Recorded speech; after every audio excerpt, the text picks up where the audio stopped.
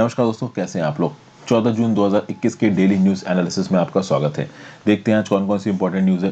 पहली न्यूज़ है India's investment in research unsatisfactory UNESCO report. देखिए, यूनेस्को की एक साइंस रिपोर्ट निकल के आती है। ये जो साइंस रिपोर्ट है, आप कह सकते हो कि ये यूनेस्को रेगुलरली निकालता है। हर 5 साल पे ये रिपोर्ट निकाली जाती है। It is a global monitoring report published regularly. कितने रेगुलरली? तो हर 5 साल में एक बार। ये रिपोर्ट क्या करती है? It maps the latest trends and developments in national and regional policy landscape against the backdrop of shifting socio-economic, geopolitical and environmental realities। तो ये इस रिपोर्ट का काम है, हर 5 साल में एक बार आती है। अभी इस रिपोर्ट ने इंडिया के रिस्पेक्ट में क्या बोला है? इस रिपोर्ट ने बोला है कि इंडिया ने सॉलिड प्रोग्रेस की है टुवर्ड्स सस्टेनेबल डेवलपमेंट गोल। तो सस्टेनेबल डेवलपमेंट गोल की तरफ इंडिया बढ़ रहा है, उसके टारगेट्स की तरफ। लेकिन ये इंडस्ट्री, इंफ्रास्ट्रक्चर और इनोवेशन के लिए तो सही है, लेकिन जो रिसर्च में इन्वेस्टर है भारत देश का, वो बहुत कम है। मतलब रिसर्च में इंडिया बहुत कम इन्वेस्ट करता है, ऐसा यूनेस्को की साइंस रिपोर्ट बोलती है। किस बेसिस पे बोलती है? तो एक चीज होती है जीईआरडी, ये बीमारी वाला जीईआरडी नहीं है, ये gross domestic expenditure on research है। ये जो gross domestic expenditure on research है, ये जीडीपी के 0.7% पे स्टैग्नेंट हो गया है। तो as a percentage of GDP India का जो रिसर्च इन्वेस्टमेंट है वो नहीं बढ़ रहा है। लेकिन अगर आप देखो एब्सोल्यूट टर्म्स में, तो इंडिया का इन्वेस्टमेंट बढ़ रहा है। अब देखिए एब्सोल्यूट टर्म्स क्या, देखिए इंडिया की जीडीपी बढ़ रही है। आपको पता है, अभी कोरोना का पैंडेमिक छोड़ दो तो इससे पहले तो इंडिया की जीडीपी बढ़ ही रही थी। लेकिन overall as a percentage of GDP हमारा नंबर बहुत ज्यादा नहीं बढ़ रहा है। तो ये 0.7%। अब जीडीपी पहले 100 रुपए थी, फिर 150 रुपए हो गई, तो 100 रुपए का 0.7 और 150 रुपए का 0.7, तो 150 वाला ज्यादा दिखेगा ना। तो एब्सोल्यूट टर्म्स में हम लोग रिसर्च में पैसा ज्यादा खत्म कर रहे हैं, but as a percentage of GDP हम उतना पैसा खत्म नहीं कर रहे हैं। अगर आप ब्रिक्स नेशन में हमको कंपेयर करो, तो GERD is to GDP ratio, मतलब कि gross domestic expenditure on research को रखा न्यूमरेटर में और जीडीपी को रखा डिनोमिनेटर में। ये जो रेशियो है ब्रिक्स नेशन में इंडिया का सबसे ज्यादा कम है, ऐसा बोलती है यूनेस्को की साइंस रिपोर्ट। फिर इंडिया की जो रिसर्च इंटेंसिटी है, ऐसा बोला जा रहा है ये 2014 से कम हो रही है। अब यहाँ पे अलग अलग पॉलिसीज का क्या बोलना है, इंडिया की ऑफिशियल गवर्नमेंट पॉलिसी का। जो साइंस एंड टेक्नोलॉजी पॉलिसी आई थी भारत सरकार की 2003 में, इसने बोला कि भैया हम लोग जीडीपी लेके आएंगे, रिसर्च, ये जो हम लोग हमारा रिसर्च एंड डेवलपमेंट का जो इन्वेस्टमेंट है, ये 2007 तक 2% ऑफ जीडीपी लेके आएंगे। मतलब ये जो साइंस एंड टेक्नोलॉजी पॉलिसी आई 2003 की, उसने बोला कि 2007 तक अपनी जीडीपी का 2% हम लोग रिसर्च और डेवलपमेंट में खत्म करेंगे। फिर आई science technology and innovation policy 2013। इस पॉलिसी ने बोला कि हम अपनी जीडीपी का 2% रिसर्च और डेवलपमेंट में खत्म करेंगे 2018 तक। समझे, ये हालात है। और फिर finally economic advisory council of the prime minister ने बोला कि हम अपनी जीडीपी का 2% खत्म करेंगे रिसर्च और डेवलपमेंट में 2022 तक। और फाइनली 2020 में एक टास्क फोर्स बनाई गई जो कि ड्राफ्ट कर रही थी नई साइंस एंड टेक्नोलॉजी पॉलिसी। और इस टास्क फोर्स ने बोला है कि अब रियलिटी को देखते हुए 2030 तक हम लोग अपनी जीडीपी का 2% खत्म करेंगे रिसर्च और डेवलपमेंट में। अब सोचिए, साइंस एंड टेक्नोलॉजी पॉलिसी जो 2003 में आई थी, उसने बोला कि 2007 तक जीडीपी का 2% खत्म किया जाएगा रिसर्च और डेवलपमेंट में। और अब जो बिल्कुल latest science and technology policy बन रही है, उसमें भी टास्क फोर्स कह रही है कि खत्म तो हम 2% करेंगे अपनी जीडीपी का साइंस एंड टेक्नोलॉजी में, रिसर्च और डेवलपमेंट में, लेकिन हम 2030 तक ये टारगेट बनाएंगे। मतलब अभी के लिए सरकार की प्रायोरिटी पे रिसर्च में ज्यादा खर्चा होना नहीं दिख रहा है। एक्चुअली सरकार की प्रायोरिटी की क्या बात की जाए, सरकार के पास पैसा भी होना चाहिए खत्म करने के लिए, जो कि अभी के समय पे काफी कम नजर आ रहा है। ठीक है। फिर सरकारी सेक्टर में रिसर्च और डेवलपमेंट में जितना पैसा खत्म किया जा रहा है, वो 2015 से कहीं ना कहीं कम होता नजर आ रहा है। वहीं पे private sector, private business enterprises research और डेवलपमेंट में कंपैरेटिवली ज्यादा पैसा खत्म कर रहे हैं। ठीक है। और प्राइवेट सेक्टर में भी जो रिसर्च और डेवलपमेंट है ना, वो कुछ लिमिटेड सेक्टर्स में है। फॉर एग्जांपल प्राइवेट सेक्टर में जो फार्मास्यूटिकल कंपनीज काम करती हैं, जो ऑटोमोबाइल कंपनीज काम कर रही हैं, जो इंफॉर्मेशन टेक्नोलॉजी की कंपनीज काम कर रही हैं, यहाँ पे थोड़ा ज़्यादा रिसर्च और डेवलपमेंट में इन्वेस्टमेंट देखने को मिला है। क्योंकि इस इंडस्ट्री, फार्मास्यूटिकल, ऑटोमोटिव और इंफॉर्मेशन टेक्नोलॉजी के जो प्रोजेक्ट्स मार्केट में बेचे जाते हैं, तो उससे पैसा वसूल कर लिया जाता है। समझ गया बात को। सोशल इंडिकेटर्स में और हेल्थ इंडिकेटर्स में ज्यादा इन्वेस्टमेंट नहीं हो रही है रिसर्च में, जो कि वहां पे पैसा सीधे सीधे वसूल पाना थोड़ा सा मुश्किल हो जाता है। फिर एक और बात देखी जा रही है, जो इंटरनेशनल कॉर्पोरेट्स आके इंडिया में काम कर रहे हैं, जो फॉरेन मल्टीनेशनल्स आके इंडिया में काम कर रहे हैं, वो जितना पैसा रिसर्च और डेवलपमेंट में खत्म कर रहे हैं वो बढ़ रहा है यहाँ पे। ऐसा बोला गया है कि प्राइवेट सेक्टर में 2019 में जितना भी पैसा रिसर्च और डेवलपमेंट में इंडिया में खत्म किया गया, उसका 16% खर्चा फॉरेन वाले मल्टीनेशनल्स ने किया था। मतलब धीरे धीरे वो फॉरेन मल्टीनेशनल्स, वो फॉरेन कॉर्पोरेट्स जो कि इंडिया में अपना बिजनेस सेटअप करके धंधा कर रहे हैं, वो कहीं ना कहीं रिसर्च और डेवलपमेंट में पैसा ज़्यादा इन्वेस्ट कर रहे हैं। और यहाँ पे स्टैटिस्टिक क्या है कि 2019 में टोटल, याद रखिएगा, प्राइवेट सेक्टर में 2019 में जितना पैसा रिसर्च और डेवलपमेंट में खत्म किया गया, उसका 16% फॉरेन मल्टीनेशनल्स ने किया। ठीक है।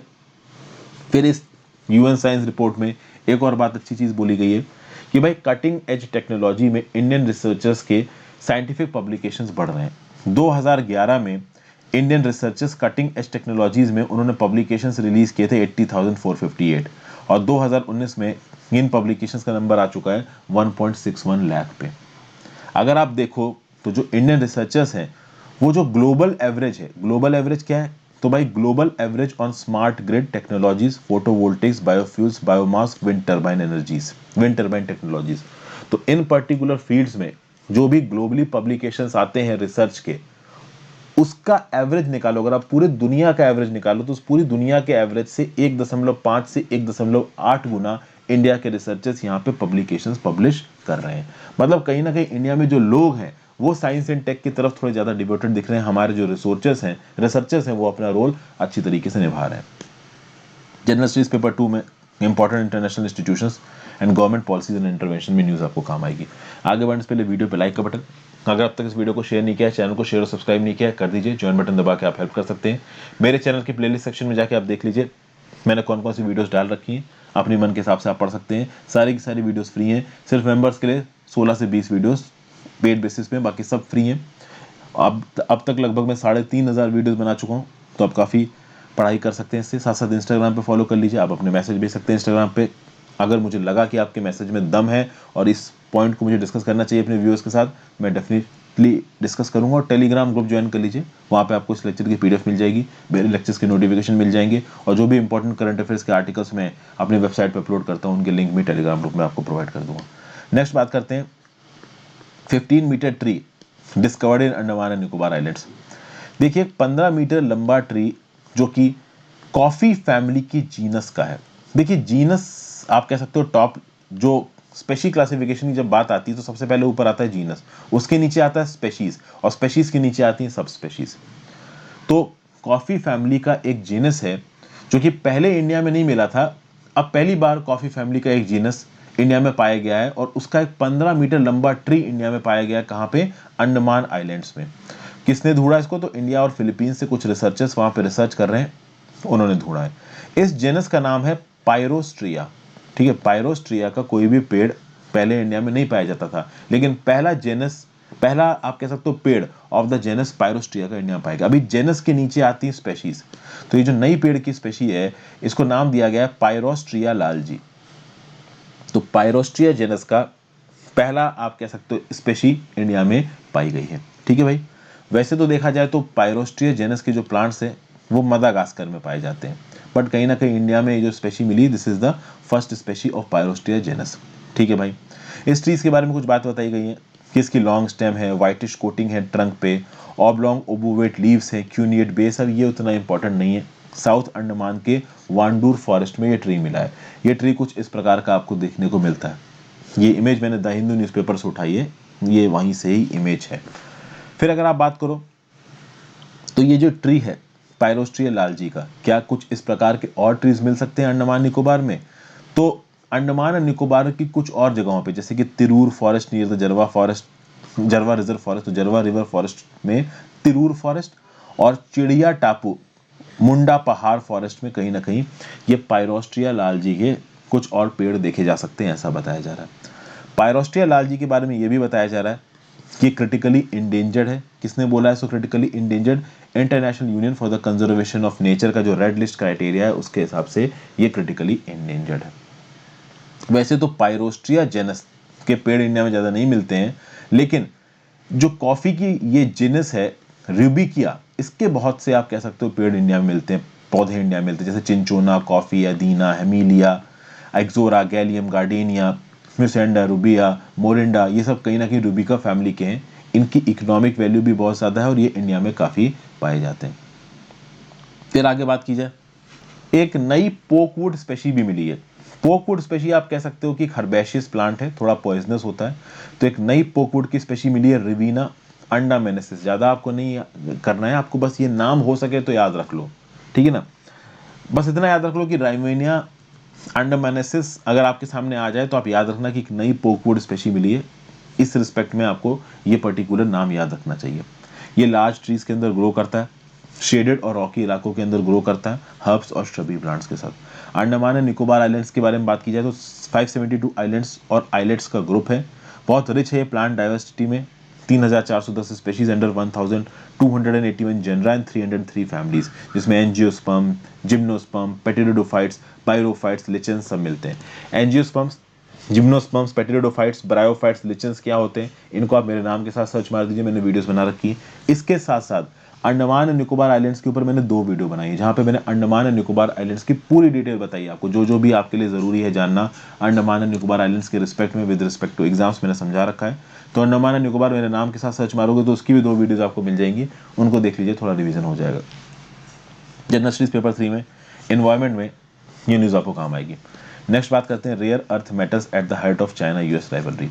मैंने कल ही एक वीडियो बनाई है G7 वर्सेस चाइना, उसमें मैंने एक इंडस्ट्री बिल के बारे में बात की है। एक इंडस्ट्री बिल जो सेनेट से पास कराया गया, उस इंडस्ट्री बिल में मैंने आपको बताया था कि वो इंडस्ट्री बिल सेमीकंडक्टर मैन्युफैक्चरिंग और आर्टिफिशियल इंटेलिजेंस पे स्पेशल फोकस डालता है। अभी इस रिस्पेक्ट में आपको समझना ये होगा कि रेयर अर्थ मेटल ये एक बहुत मेजर टॉपिक बन के उभरा है, और कहीं ना कहीं ये रेयर अर्थ मेटल का जो प्रोडक्शन है वो यूएसए अपने आप अच्छा करना चाहता है, तो वो इंडस्ट्री बिल इसको भी कहीं ना कहीं सपोर्ट कर रहा है। एक्चुअली में अमेरिका अपनी कॉम्पिटिटिवनेस को बढ़ाने की कोशिश कर रहा है to in critical mineral supply chain. ये जो क्रिटिकल मिनरल सप्लाई चेन है, खासकर ये जो रेयर अर्थ मटेरियल्स है, ये बहुत मेजर स्केल पे यूएसए चाइना से इंपोर्ट करता है।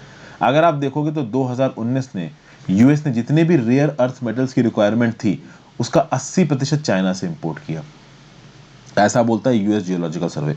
अगर आप यूरोपियन यूनियन की बात करो तो यूरोपियन यूनियन चाइना से अपने 98% of the rare earth minerals को इंपोर्ट करता है। मतलब रेयर अर्थ मिनरल के लिए रियलिस्टिकली देखा जाए तो चाइना यूएसए और यूरोपियन यूनियन पूरी तरीके से चाइना पे डिपेंडेंट है। इंडिया भी रेयर अर्थ मिनरल्स के लिए चाइना पे डिपेंडेंट है। हालांकि मैं आपको बता दूं कि इंडिया में अच्छे खासे रिजर्व है रेयर अर्थ मिनरल के। ऐसा नहीं है कि हम लोग रेयर अर्थ मिनरल में कोई गरीब है, प्रॉब्लम यह है कि हमारे पास एक्सट्रैक्शन टेक्नोलॉजी नहीं है रेयर अर्थ मिनरल की। फिर यहाँ पे बात की जाए तो रेयर अर्थ मिनरल में आता क्या क्या है, तो देखिए इस प्रकार की मिनरल से ज़्यादा आपने सुने नहीं होंगे। Neodymium, praseodymium, dysprosium, sorry for the pronunciation. इनका काम कहाँ कहाँ होता है, तो भाई मैग्नेट्स को बनाने में आपको पता है कि मैग्नेट्स बहुत हद तक इंडस्ट्रीज में इस्तेमाल होती हैं, ठीक है। विंड टर्बाइंस में, इलेक्ट्रिक कार्स में, इन हर जगहों पे मैग्नेट्स इस्तेमाल होती हैं। और ये वो नॉर्मल मैग्नेट नहीं है जो आप घरों में इस्तेमाल करते हो, इन मैग्नेट्स में बहुत तगड़ी इंडस्ट्रियल कारीगरी होती है और वहाँ पे कहीं ना कहीं रेयर अर्थ मिनरल्स की जरूरत पड़ती है। फिर आपके स्मार्टफोन्स में, कंप्यूटर स्क्रीन्स में, टेलीस्कोपिक लेंस में, सब जगह रेयर अर्थ मेटल्स का इस्तेमाल होता है। और यूएस इन रेयर अर्थ मेटल और लिथियम के प्रोडक्शन और प्रोसेसिंग को बढ़ाना चाहता है अपने देश के अंदर। अब तक यूएसए और यूरोपियन यूनियन बहुत कन्वीनियंटली चाइना के ऊपर डिपेंडेंट थे इन चीज़ों को लेके, लेकिन अब यूएसए क्या बोल रहा है कि we want to work with allies to increase sustainable global supply and reduce reliance on competitors. Obvious ही बात है, ये कॉम्पिटिटर यहाँ पे चाइना है। अब अगर अमेरिका के अंदर रेयर अर्थ मिनरल्स को एक्सट्रैक्ट करने की बात की जाए तो इनके पास रेयर अर्थ मिनरल्स के आप कह सकते हो रिजर्व्स है mountain pass mine in California. Mountain pass mine in California में कहीं ना कहीं रेयर अर्थ मिनरल के रिजर्व्स पाए जाते हैं अमेरिका के अंदर। यूरोप की बात की जाए तो यूरोप ज्योग्राफिकली बहुत बड़ा है और यूरोप के अंदर रेयर अर्थ मिनरल्स अच्छे खासे पाए जाते हैं। तो यूरोप अपने सोर्सेज से अगर माइनिंग शुरू कर दे रेयर अर्थ मिनरल्स की, तो आज की डेट में यूरोप लिटरली 0% पे है डोमेस्टिक प्रोडक्शन में। 98% यूरोप की रिक्वायरमेंट्स रेयर अर्थ मिनरल्स की आती हैं चाइना से। अगर यूरोप अपने रिसोर्सेज को यूटिलाइज करता है तो ऐसा सुनने में आता है कि 20 to 30% of Europe's rare earth magnet ये वो खुद ही पैदा कर लेंगे। मतलब अपने 20 से 30% की जो रेयर अर्थ मैग्नेट्स और मटेरियल्स की रिक्वायरमेंट है ये यूरोप खुद पैदा कर लेगा, बाकी धीरे धीरे करके इंपोर्ट होने लगेगी। कहीं ना कहीं इंडिया को भी अपनी पार्टनरशिप यूरोप और यूएसए के साथ अच्छी करनी चाहिए, क्योंकि अमेरिका के पास और आप कह सकते हो यूएसए के पास, यूएसए अमेरिका एक ही है सॉरी, यूएसए और यूरोप के पास अच्छी खासी टेक्नोलॉजीज हैं। अभी कल की डेट में यूएसए और यूरोप अपने यहाँ पे अगर रेयर अर्थ मेटल की एक्सट्रैक्शन टेक्नोलॉजीज डेवलप कर लेते हैं और वो एक्सट्रैक्शन टेक्नोलॉजीज इंडिया को मिल जाती है तो इंडिया भी अपने रेयर अर्थ मटेरियल्स को एक्सट्रैक्ट कर पाएगा। हमारे पास हमारी रिक्वायरमेंट के लिए इनफ रेयर अर्थ मटेरियल है। प्रॉब्लम ये है कि हमें उनको एक्सट्रैक्ट करना नहीं आता। इस टेक्नोलॉजी की हमको ज़रूरत है और ये टेक्नोलॉजी हमें यूएसए प्रोवाइड करवा सकता है। स्ट्रैटेजिकली कहीं ना कहीं यूएसए पुशबैक कर रहा है चाइना को और इसका फायदा इंडिया को उठाना चाहिए। रेयर अर्थ मिनरल्स की बात की जाए तो these are a set of 17 metallic elements जिसमें 15 लैंथेनाइट्स हैं पीरियोडिक टेबल के। फिर इसमें स्कैंडियम और याइट्रियम नाम के भी आप कह सकते हो मिनरल्स हैं। ये जो रेयर अर्थ मिनरल्स होते हैं इनकी unique catalytic, metallurgical, nuclear, electrical, magnetic, luminescent properties होती हैं। इनका नाम भले ही रेयर अर्थ है बट इसका मतलब ये नहीं है कि ये अर्थ में बहुत कम मिलते हैं। रेयर नहीं है, अच्छे खासे अबेंडेंस में ये अर्थ क्रस्ट में अवेलेबल है। इनके इलेक्ट्रिकल, मेटलर्जिकल, कैटालिटिकल, न्यूक्लियर, मैग्नेटिक और ल्यूमिनेसेंट प्रॉपर्टीज की वजह से इनको अलग अलग इंडस्ट्रीज में इस्तेमाल किया जाता है। जनरल स्टडीज पेपर 2 में इंटरनेशनल रिलेशंस में न्यूज़ आपको काम आएगी। नेक्स्ट बात करते हैं citizenship application faces supreme court challenge. आपको याद होगा कि 28 मई को एक ऑर्डर निकाला था मिनिस्ट्री ऑफ होम अफेयर्स में, जिस ऑर्डर में मिनिस्ट्री ऑफ होम अफेयर्स ने बोला था कि भाई जो 13 डिस्ट्रिक्ट्स हैं, गुजरात की, राजस्थान की, छत्तीसगढ़ की, हरियाणा की, पंजाब की, वहाँ के जो डिस्ट्रिक्ट कलेक्टर्स हैं वो डिस्ट्रिक्ट कलेक्टर्स अफगानिस्तान से, बांग्लादेश से और पाकिस्तान से आए हुए हिंदू, सिख, जैन और बुद्धिस्ट को इंडिया की सिटीजनशिप प्रोवाइड कर सकते हैं। और मैं आपको एक बात क्लियर कर दूं, मैंने उस समय पे बताया था कि ये जो ऑर्डर इशू किया गया था उस समय पे वो सिटीजनशिप अमेंडमेंट एक्ट के अंदर इशू नहीं किया गया था। आपको पता है कि सिटीजनशिप अमेंडमेंट एक्ट क्या बोलता है? 31 दिसंबर 2014, 31 दिसंबर 2014 से लेके अब तक, मतलब 31 दिसंबर 2014 से पहले, एज ऑफ 31 दिसंबर 2014 या उससे पहले जो भी हिंदू, जैन, सिख, बौद्धिस्ट, पारसी और क्रिश्चियन इंडिया के अंदर आए हैं बांग्लादेश, पाकिस्तान और अफगानिस्तान से, उनको भारत की नागरिकता दी जा सकती है।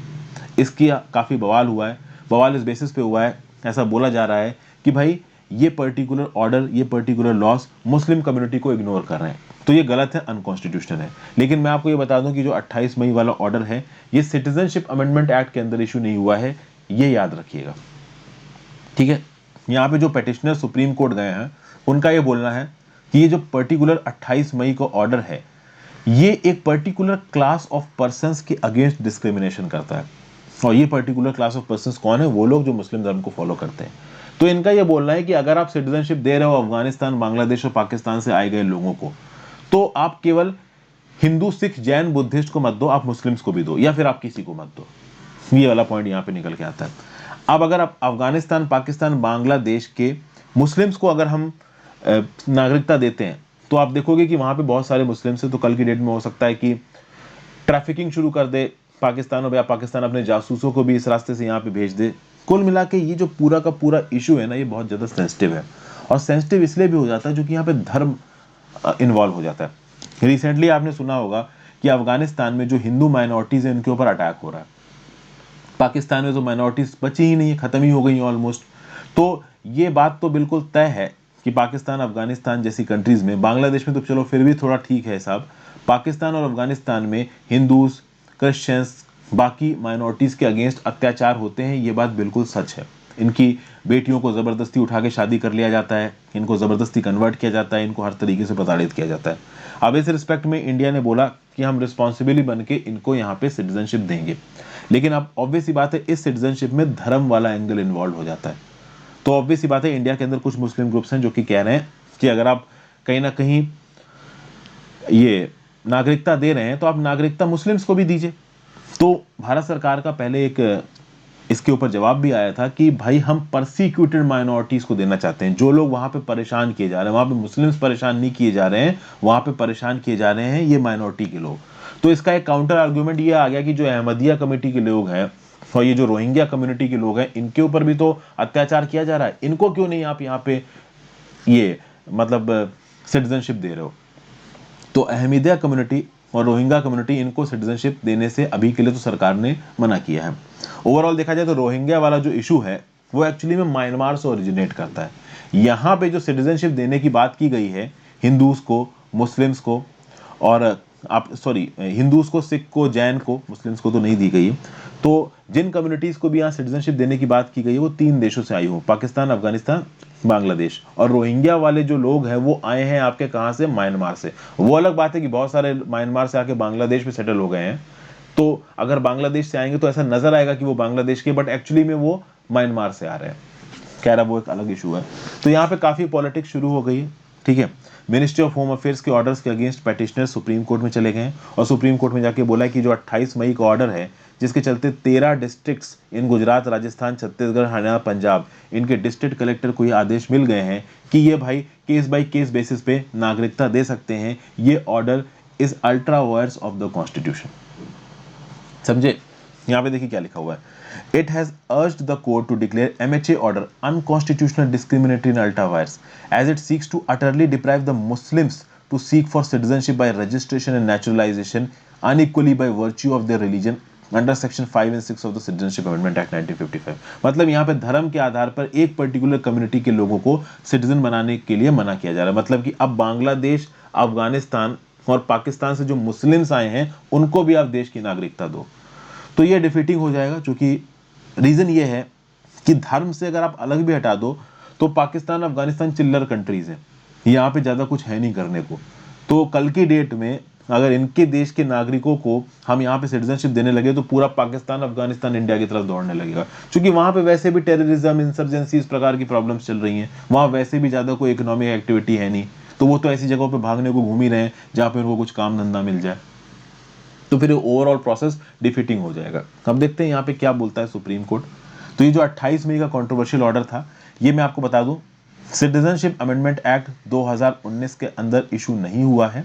सिटीजनशिप अमेंडमेंट एक्ट 2019 के रूल्स अभी फ्रेम नहीं किए गए हैं। तो ये एक एग्जीक्यूटिव ऑर्डर था, एक गैजेट नोटिफिकेशन के थ्रू निकाला गया 28 मई का order 13 districts of Gujarat, Chhattisgarh, Rajasthan, Haryana के। ये जो ऑर्डर्स हैं वो कौन सी पावर के तहत निकाले हैं केंद्र सरकार ने, तो ये पावर मिली है केंद्र सरकार को under section 16 of citizenship amendment act 55, जिसमें सेंट्रल गवर्नमेंट डिक्लेयर कर सकती है कि उसकी जो पावर्स हैं, पावर्स किसके अंडर, अंडर सेक्शन 5 और under section 6। Under section 5 power क्या है, registration as a citizen of India, और अंडर सेक्शन 6 पावर क्या है, grant of certificate of naturalisation. तो सेक्शन 5 ऑफ सिटीजनशिप एक्ट 1955 में क्या लिखा है, registration as a citizen of India, और सेक्शन 6 ऑफ सिटीजनशिप एक्ट 1955 में क्या लिखा है, grant of certificate of naturalisation. और इन दोनों सेक्शंस के अंदर जो भी ताकत केंद्र सरकार को दी है, केंद्र सरकार वो ताकत किसी एक पर्टिकुलर अथॉरिटी को दे सकता है, और वो अथॉरिटी यहाँ पे कलेक्टर है। तो कल की डेट में जब आप कलेक्टर बनोगे ना, तो आपके पास भी ये पावर आ सकती है।